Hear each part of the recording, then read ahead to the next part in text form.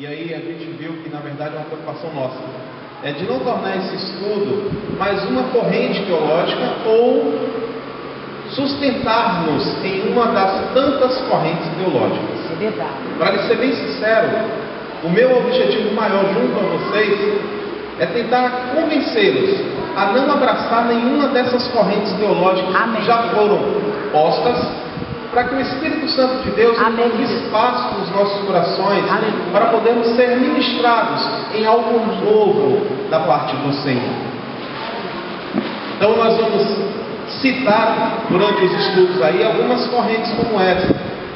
Alguns que acreditam no arrebatamento antes da tribulação, durante a tribulação, outros que é depois da tribulação, enfim, existem várias correntes que tentam definir o que está escrito no Apocalipse. Não é que eles estejam errados, nós não podemos dizer que eles estão errados, mas o problema é porque também não podemos dizer se eles estão certos. Então que nessa situação você possa buscar no Senhor, no Espírito Santo, que Ele lhe dê este conforto, que Ele lhe dê esta orientação. O livro de Apocalipse, que na tradução para nós significa revelação ou exposição, foi escrito por João, que escreveu as epístolas. Existem correntes que dizem que não é o mesmo João, mas é que um outro João. E nesse momento é que eu acho importante, não importa que João foi, importa que tenha sido na direção do Espírito Santo de Deus.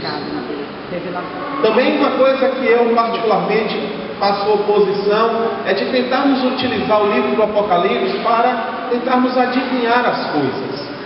Eu não creio que ele foi feito com esse propósito. Como Marivaldo falou aqui, há um tempo atrás, ao longo da história da vida humana, muito se tentou adivinhar a partir do Apocalipse, né? Que a besta é o Papa. Há quem advogue até hoje essa ideia.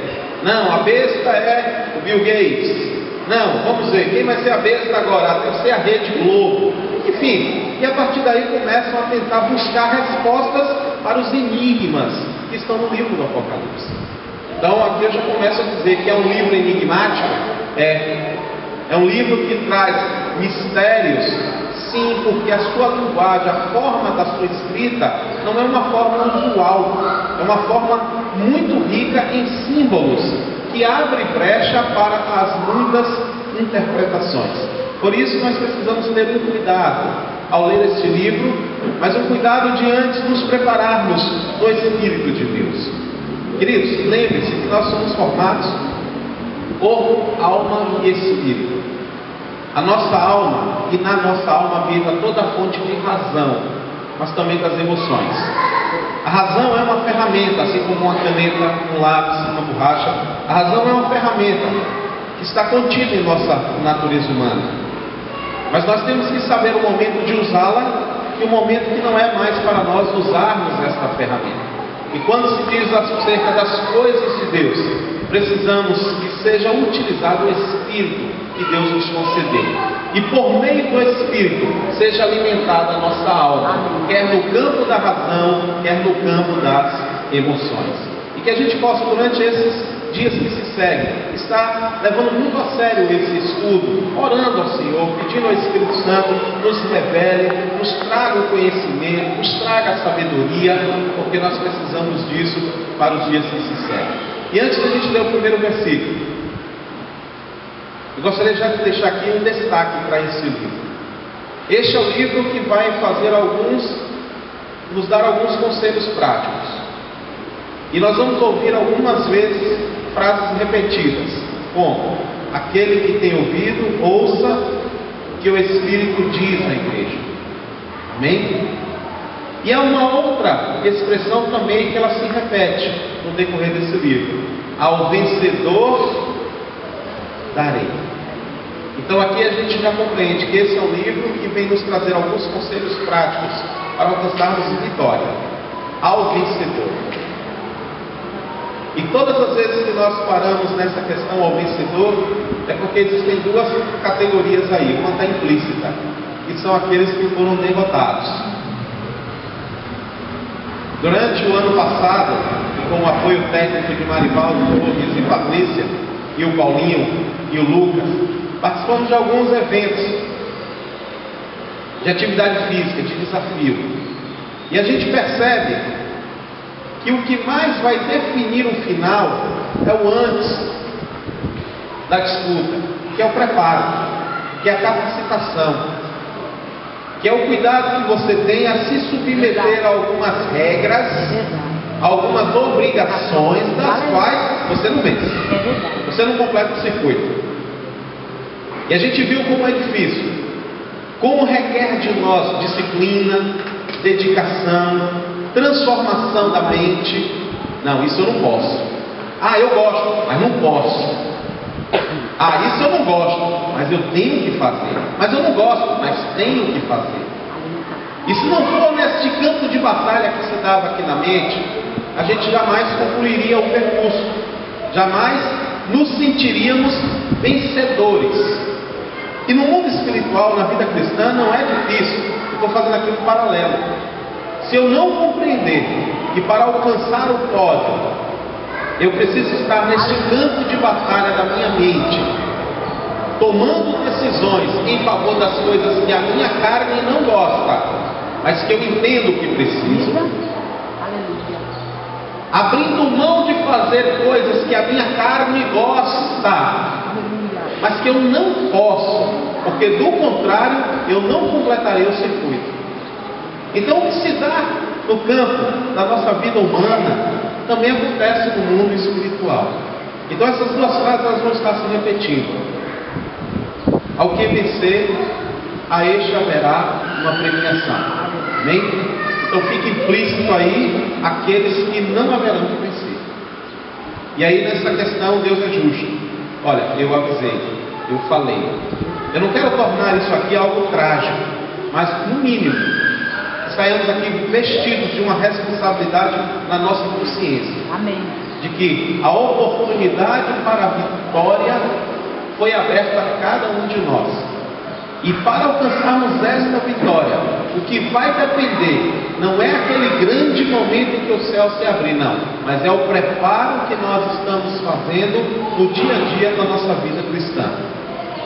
É optando pelas coisas que a nossa carne não quer, mas que o nosso espírito precisa, e abrindo mão das coisas que a nossa natureza carnal quer, mas que a Bíblia nos orienta a nos apartarmos dessas coisas.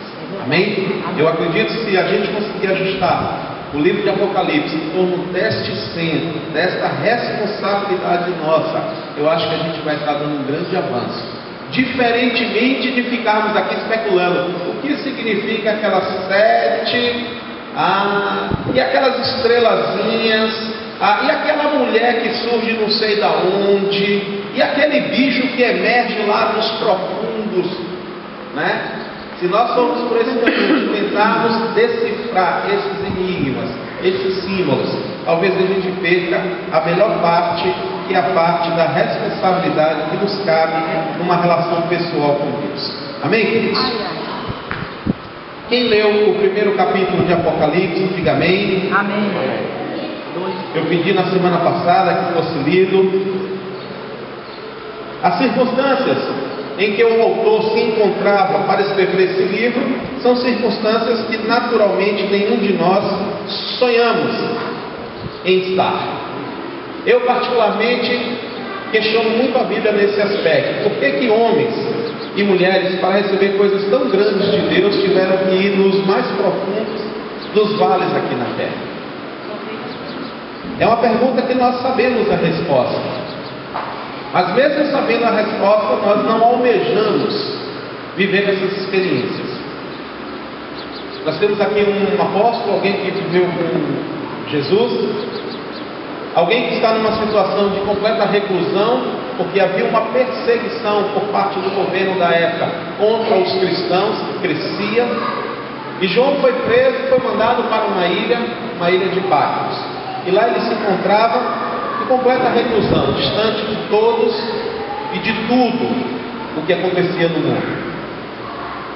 Pensar nisso de uma maneira superficial talvez não nos consiga fazer uma leitura dos dramas que aconteciam na alma de situações como essa, que a gente se permita mergulhar um pouquinho. Se fosse eu nessa experiência, completamente separado de tudo e de todos, dos prazeres da vida, das minhas alegrias, dos meus sonhos conquistados, dos meus projetos pessoais de vida, e aqui agora numa condição de pré-morte, porque nada me resta além da morte, já que eu cheguei a esse ponto que eu cheguei. É certo que essa é uma zona de desconforto, e que às vezes nós, da sociedade vigente, não nos permitimos sequer nos imaginarmos numa situação como essa, e portanto queremos descartar essa situação de contexto. Mas é importante nós vermos, porque foi nessa situação completamente desumana que Deus veio visitar esse homem e trazer a ele, e somente a ele, a revelação das coisas que haveriam de acontecer. A gente percebe aí que há um descompasso, um desnível. Alguém que vive uma condição de pré-morte ser profundamente agraciado por Deus nas revelações acerca das coisas que haveriam de acontecer. Se eu fosse perguntar aqui, eu já sei qual é a resposta. Quem gostaria de receber da parte de Deus uma grande visão, revelação, profecias, ver os céus abertos, contemplar a glória e a majestade de Deus? É certo que todos vamos levantar a mão aqui, né? Mas a pergunta é, para que isso aconteça, o que é necessário para que isso aconteça? Aí vamos ter divisões. Alguns vão dizer, depende só de Deus querer, né? Bom, pode ser. Não, depende de vir buscar. Bom, também pode ser. A questão é que nós queremos todas essas coisas, mas não nos colocamos debaixo da vontade de Deus para que Ele conduza essas coisas para que elas de fato aconteçam. Então o fato é que João está nesta condição, e eu imagino que há uma permissão, se não é uma vontade intencional de Deus a que ele estivesse nessa condição de pré-morte, pelo menos é uma vontade permissiva da parte de Deus. E ali Deus tem João completamente à disposição de Deus para que ele, João, receba essa palavra de revelação. Amém? E está no capítulo 1, no versículo 1, o texto começa dizendo: revelação de Jesus Cristo, que Deus lhe deu para mostrar aos seus servos as coisas que em breve devem acontecer, e que ele, enviando por intermédio do seu anjo, notificou ao seu servo João. Queridos, o que a gente começa a extrair daqui é uma estrutura hierárquica que funciona no mundo espiritual. Observe que esse primeiro versículo tem um cuidado didático de mostrar a nós que a estrutura no céu segue a uma ordem. Uma ordem, amém, Jesus, verdade. É importante nós pararmos para refletir isso e trazermos isso para o nosso dia a dia natural. E eu trago isso com uma pergunta: nós humanos somos naturalmente alinhados com ordem? Normalmente, a nossa natureza tende à ordem ou à desordem? A desordem. A desordem. O que vocês acham? Eu só tenho um microfone aí para vocês, está ali nas plantinhas. A desordem. Ordem ou desordem? E conforme seja a sua resposta, justifique-a, por favor. Ele vai falar comigo? Eu acho que é a desordem. A desordem. Nós, o ser humano, hoje ele está mais difícil a obedecer. Então ele está mais a desordem. Para obedecer é difícil, é doído, então está mais para a desordem. Mais para a desordem. Alguém que quer confirmar isso aí, somar a desordem também, como a pastora falou. Sim, justifique. Porque ninguém quer perfeição, né? Todo mundo só quer desorganizar, não nada para fazer. Vão pensando em exemplos. Eu quero agora que você traga isso. Olha, é desordem, eu justifico baseado nisso, e como exemplo eu trago isto. Para mim é desordem, porque, como a professora disse, está difícil obedecer, porque é muito difícil abrir mão do nosso eu, do nosso querer. Então, para obedecer a alguém, a gente tem que abrir mão do nosso eu e do nosso querer. Aí fica bem complicado. Quando não há esforço, naturalmente as coisas se desorganizam. Então, como ninguém nos tempos de hoje tem se esforçado para manter a ordem, logo o natural é entrar em desordem. Então é isso que está acontecendo. Amém. Eu também penso que é desordem devido ao que a própria palavra diz, né? Eu busco ultimamente aprendendo nesse versículo a questão de ser até o ser humano ser submisso, né? Então é complicado hoje você ser submisso. Hoje realmente é difícil você pensar em um ser humano como um comunhão. Então, mesmo que você tente trabalhar um certo grupo, uma certa família, ou a igreja, ou a sociedade em comunhão, existe aqueles que querem ser o mais ou eu sou melhor do que ele, eu posso mais do que ele, eu sou mais inteligente do que ele. Então isso tudo vai criando situações de total desordem. Esse é o que eu penso. Amém.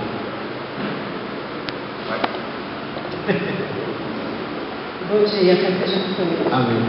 Há desordem por causa da nossa natureza pecaminosa. Acho que diz tudo. Bem, mais alguém? Alguém não quer trazer um outro ponto não, da ordem? Não, pastor, eu sou muito organizado, está amarrado essa ordem. Queridos, eu também estou nessa linha. E por uma questão bem simples. Para que haja ordem, tem que ter o quê? Unidade, uniformidade, tem que ter uma só visão, tem que ser um só objetivo. Não dá para nós pensarmos que a tendência da humanidade é a ordem, tendo em vista que cada um é um indivíduo e nessa condição cada um tem uma vontade, um desejo, uma maneira de pensar.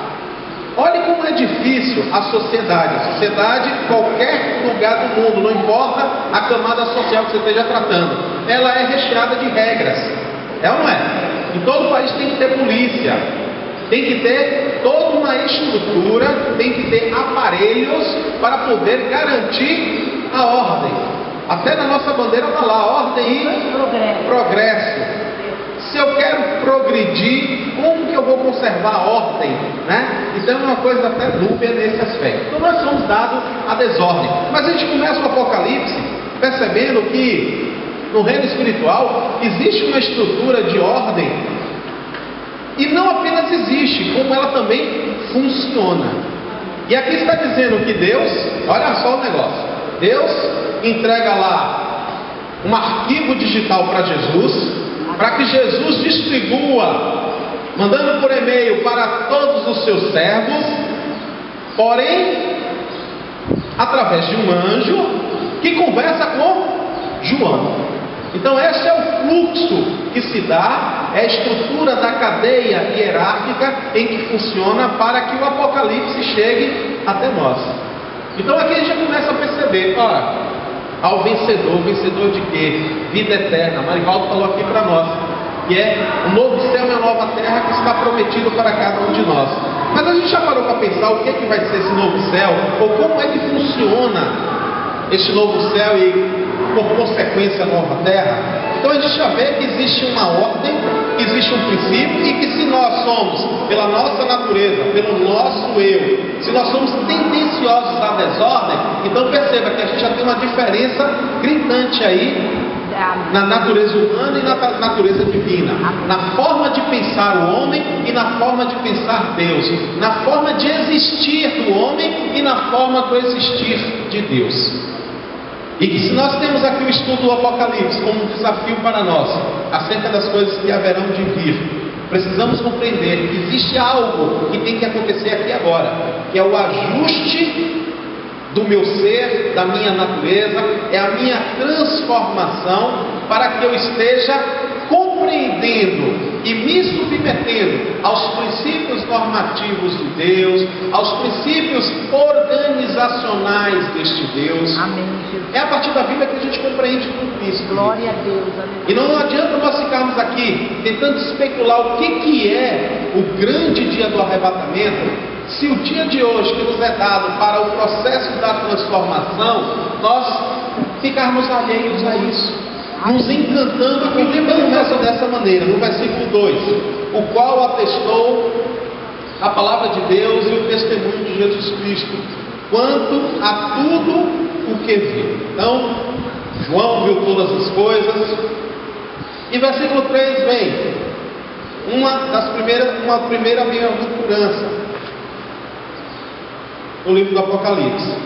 Bem-aventurados aqueles que leem e aqueles que ouvem as palavras da profecia e guardam as coisas nelas escritas, pois o tempo está próximo. Então, aqui já começa a nos preparar. Olha, muito feliz é aquela pessoa que lê, que ouve, que guarda tudo quanto está escrito neste livro.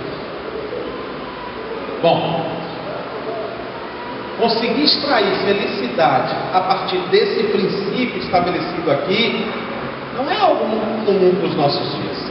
Quer ver uma coisa? O que te faz feliz? Aonde você tem depositado a esperança para assumir ou conquistar a plenitude da sua felicidade? Aonde você tem colocado a sua esperança? Saboreie a felicidade. Nos dias de hoje, nós estamos sendo ensinados a buscar felicidade em quais fontes? Fontes materiais, mas seriam apenas as fontes materiais? Aqui vem um conceito prático. Olha, muito feliz haverá de ser aqueles que leem e aqueles que ouvem as palavras da profecia e guardam as coisas nela escritas, pois o tempo está próximo. Queridos, presta atenção, olha o trabalho que nós temos, o desafio que nós temos hoje, em tentarmos convergir a nossa alma a acreditar que a minha alegria, a minha felicidade não há de vir de nenhuma das minhas conquistas materiais, afetivas, profissionais ou em qualquer outro campo da existência humana, se não for da palavra de Deus, se não for da profecia que vem de Deus. É verdade. O salmista Davi, ele chega no momento, ele diz: torna a dar a minha alegria da tua salvação, que seja a fonte da salvação aquela que alegrará, louvor como instrumento de meu Deus. Aleluia. Não a palavra como instrumento de uma palestra de conforto, uma palestra de autoajuda, não. Mas a palavra de Deus como uma ferramenta que vai desafiar você noite e dia para a sua transformação. Aleluia. Para que, ao vencedor... Então é por isso que o Apocalipse vai repetir: aquele que tem ouvido, ouça o que o Espírito diz à igreja. Lembra que eu preguei aqui no domingo passado, o texto que Jesus disse ao falar de João: tocamos flauta e vocês não dançaram, entoamos um lamento e vocês não choraram, vocês não reagiram ao mover de Deus. Amém. Então, se eu estou estudando o Apocalipse e acredito que há um novo céu e nova terra que está vindo, e que há a possibilidade de vencedores e não vencedores, eu preciso no mínimo compreender um pouco mais dessa Bíblia, compreender um pouco mais como que funciona o mundo espiritual, me afastar sempre que possível deste mundo terreno, porque ele vai na contramão dos valores espirituais. E na medida em que eu vou mergulhando nesse mundo de Deus, eu vou sendo transformado e preparado para esse grande momento previsto no Apocalipse. Amém, queridos? Então, esses versículos já mostram para a gente que nós temos muito o que fazer. Quantos gostam de vigília? Eu gosto. Mas observe, você fala que gosta porque você já tem uma experiência de significado da vigília para a tua vida pessoal cristã. Porque na natureza carnal nós não gostamos. Gosta de jejum? Mas entende que é importante? Entende. Então faça. Ah, vou ver. Gosta de vigília? Não. Mas entende que é importante? Entende. Então vem. Gosta de vir todo domingo para a escola bíblica? Não. Mas entende que é importante? Entende. Então É aí que nesse momento a gente percebe o processo da transformação. É eu compreender que preciso inclinar a minha vontade face àquilo que Deus, e no meu entendimento, na sua organização, assume a posição de líder máximo, me orienta. Porque o Apocalipse foi escrito por João? Foi. Mas quem compartilhou com ele? Anjos. Aleluia. E quem mandou os anjos? Jesus. E quem mandou Jesus? Deus. Então há uma unidade nos céus quanto a tudo isso que está escrito aqui na sua palavra. Amém? Aqui não dá para discutir mais, não dá para ficar batendo boca com Deus. Ah, não sei, esse negócio não sei, esse negócio aí não sei, ó, eu não sei. Não é que não sabe porque não é Bíblia. Se for ler Bíblia, vai saber. Ah, não sei, não sei não. Não pode mais, filho. Não há mais tempo para isso.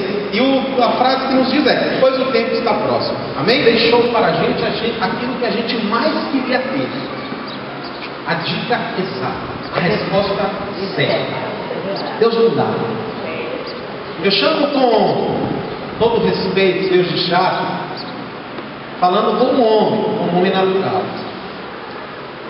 Todas as vezes que alguém trouxe à luz do mundo, através da mídia, sobre a possibilidade iminente do fim, baseado em alguma teoria de alguém, é porque nesta teoria estava lá contida aquilo que poderia ser a resposta exata.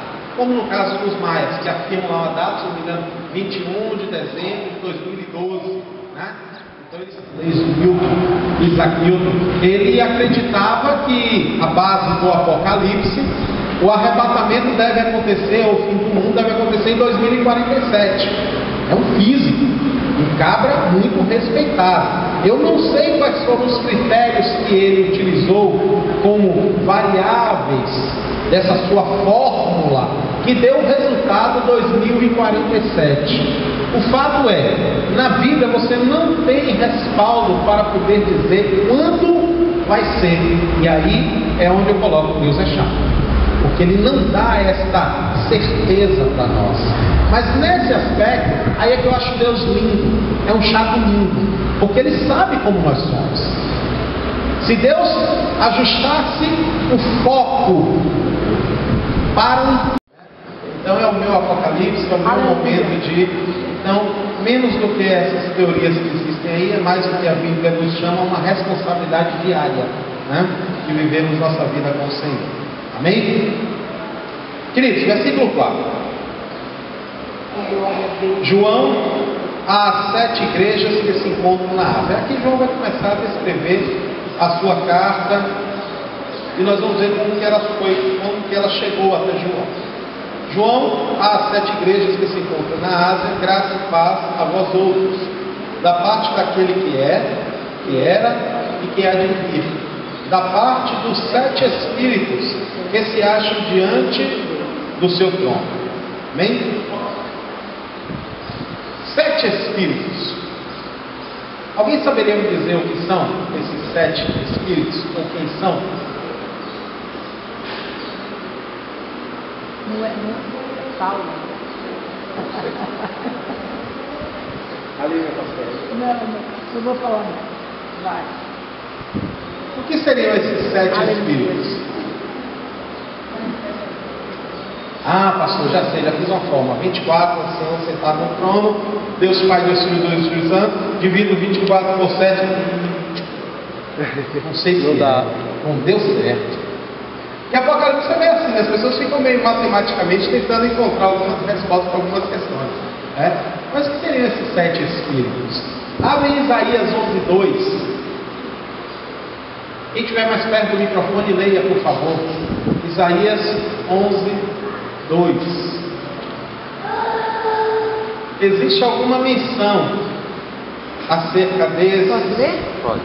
Por favor. E repousará sobre ele o Espírito do Senhor, o Espírito de sabedoria, de inteligência, o Espírito de conselho, de fortaleza, o Espírito de conhecimento e o temor do Senhor.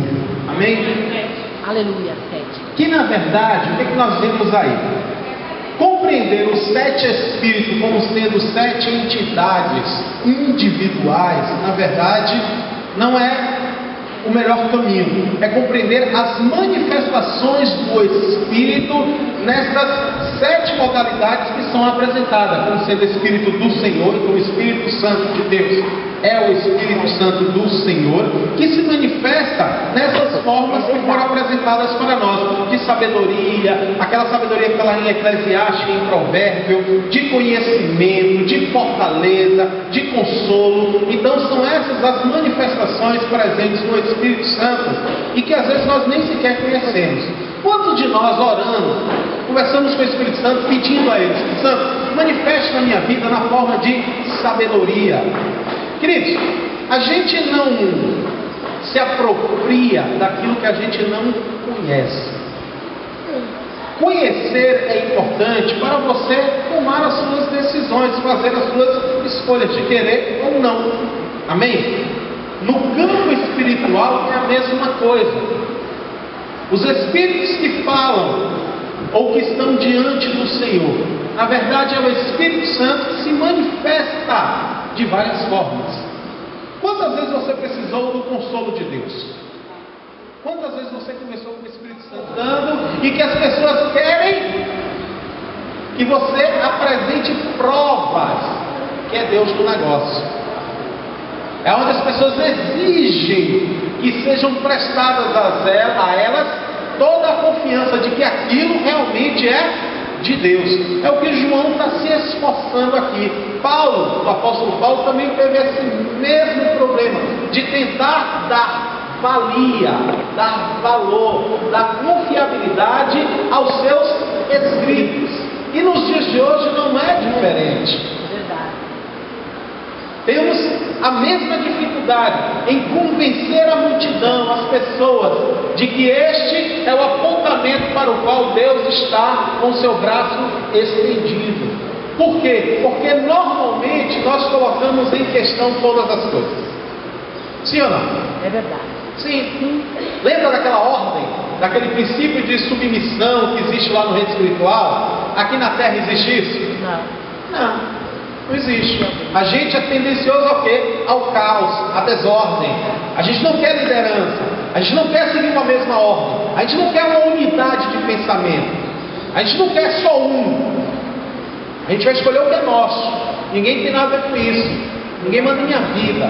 Eu faço o que eu quiser. É verdade. Você só pode exercer sua liderança sobre minha vida até aqui. Daqui para cá não. Está pensando que eu sou o quê? Esse é o modelo da desordem. É o modelo do caos.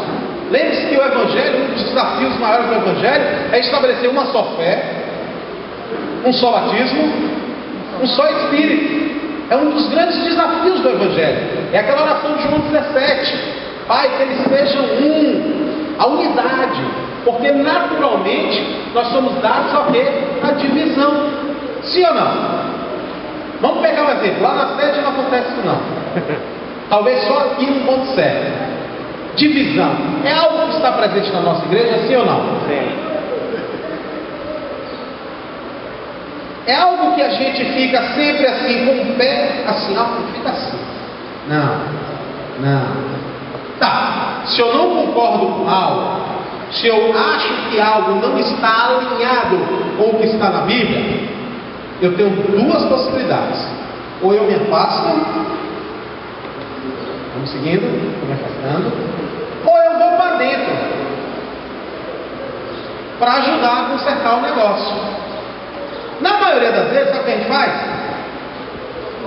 Se afasta e fica aqui só o quê?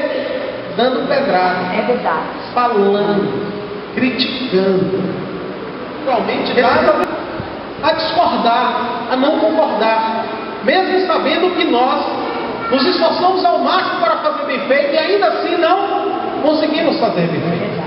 Então o que João está tentando trazer para nós é isso, é dar confiança. Acreditem, gente, esse negócio aqui é de Deus. Aleluia. Acreditem. Só que ele vem todo com um discurso, cheio de símbolos, cheio de palavras, para tentar trazer confiança aos nossos corações. E há quem duvide, há quem ponha tudo isso em questionamento. History Channel é bom para isso, Discovery é bom para isso, é cheio de estudos. Recentemente eu estava vendo um grupo de pastores falando sobre a composição dos livros da Bíblia, e que Enoque, o livro de Enoque, o primeiro livro, primeira carta escrita por Enoque, deveria fazer parte da Bíblia de vocês, né? Então, o que João está tentando traçar é isso aqui. E aí é pela fé, irmãos. É outra condição, meu querido, aonde eu coloco com todo o respeito, né, o nosso Deus como chato, porque porque não tem nada que matematicamente, né, satisfaça minha razão. Não tem, é tudo no enigma. Claro, é pela fé. Deus escolheu o caminho da fé, não é pelo caminho da razão. É de você crer sem duvidar que isso aqui é a palavra de Deus. É irracional? É. Mas Deus escolheu dessa forma. E se eu creio nisso, é pessoal e ali não se discute. Versículo 7. Eis que vem com as nuvens, e todo olho verá até quantos o traspassaram. E todas as tribos da terra se lamentarão. O para quê dessa carta nas nossas vidas? Amém? Vamos colocar de pé? Oh, glória a Deus! Aleluia, Jesus!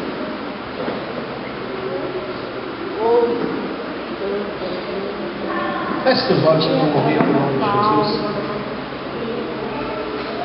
Que a gente saia daqui nessa manhã mais revestido do que nunca, na consciência de que temos uma responsabilidade. E que não é um projeto de Deus para nós, não é uma roleta russa. Não é uma sorte. Se Jesus vier na hora que eu estiver dando glória na igreja, eu vou para o céu. Mas se Jesus vier na hora que eu estiver, ai meu Deus, e se ele vier naquela hora que eu faço isso? Não é uma roleta russa.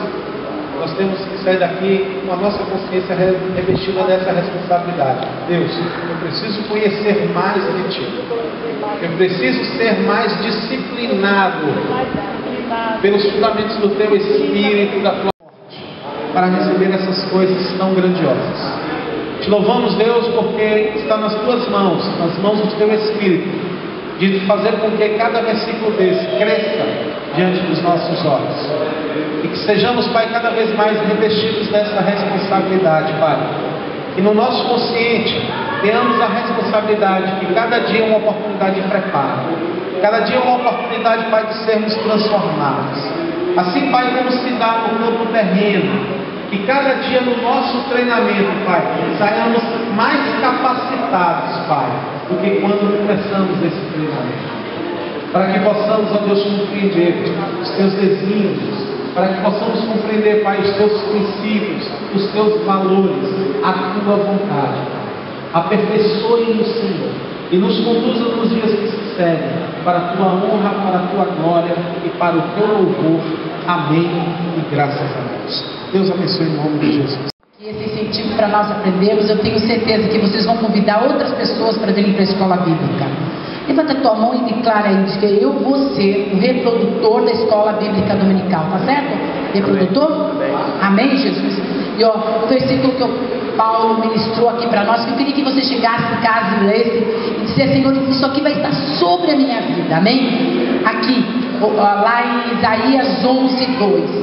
Repousará sobre ele o Espírito do Senhor, o Espírito de sabedoria, de inteligência, o Espírito de conselho e de fortaleza, o Espírito de conhecimento e de temor do Senhor.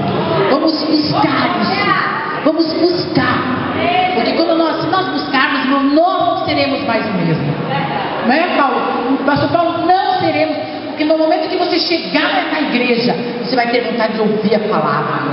Irmãos, olha o Paulo, nós estávamos comentando sobre a tua mensagem no domingo. Eu disse assim, eu já vi o Paulo pregar mensagem assim, maravilhosa.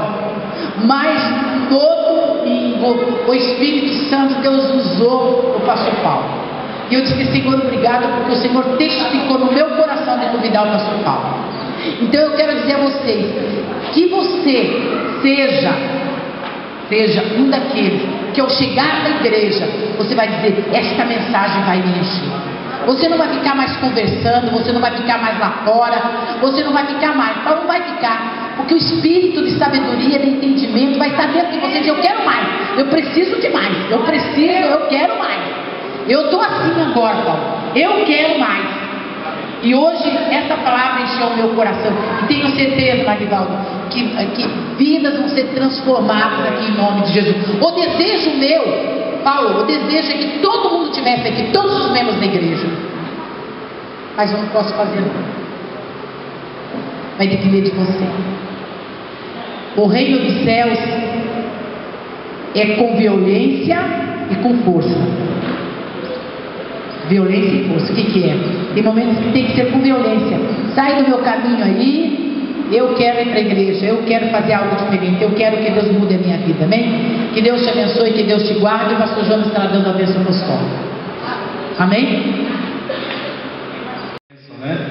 Amém? Quantos receberam a bênção nessa manhã? Glória a Jesus. Eu ia lá para a sede, aí eu falei assim, quando a Marcela começou a falar, eu falei, não, eu vou ter que ficar aqui, né? Eu gosto demais de ouvir o pastor Paulo Marcelo ministrando. E é tão bom, né, gente? Essa área aí, a escatologia, é algo assim profundo. Eu lembro que um dia o pastor Carlos ficou uma semana inteira lá na sede, né? Entrando nessa questão aí, dos 144 mil, sinal da besta, tal, né? Tanta coisa dúvida que fica. E ali foi uma semana assim super abençoada. Então, queridos, o importante de tudo, eu sempre falo isso, teu irmão chega para mim e fala, pastor, eu acho engraçado que o senhor fala isso aí. O mais importante de tudo é a salvação da alma. Né? É saber para onde a gente vai um dia, amém? Para o céu, a gente tem que se preparar cada dia, consagrar nossa vida, buscar ao Senhor. Não adianta, Jesus é a única solução para o homem, né? E a gente tem que lutar por isso, tem que guerrear, né? É com violência, como diz a palavra, para a gente entrar nos céus. Amém? Receba a bênção apostólica, que o grande amor de Deus, que a graça do Senhor Jesus e a mais consolável comunhão do Espírito Santo permaneça com todos agora e